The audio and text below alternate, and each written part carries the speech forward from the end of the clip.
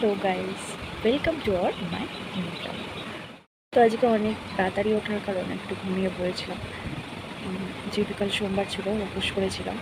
আর উপোস করে আজকে একটু তাড়াতাড়ি উঠেছিলাম, কারণ পুজো দেওয়ার ছিল। পুজো দিয়েই যেহেতু তারপরে কিছু খেতে পারবো, ওই জন্য আগে সকালবেলায় স্নান করে আগে পুজো দিয়ে নিয়েছিলাম। ওই জন্য আর কোনো ভিডিও শেয়ার করতে পারিনি, একটু ব্যস্তই ছিলাম।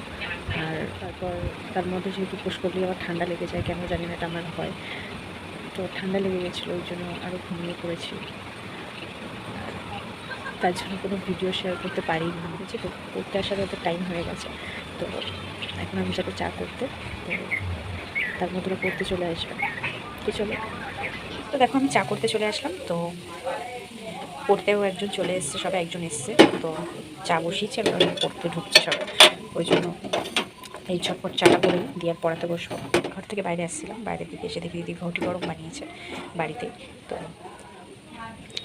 আবার একটু ট্রাই করলাম,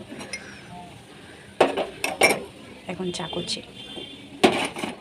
তো এদিকে আমার চা হতে থাক, তো চলো টাটা।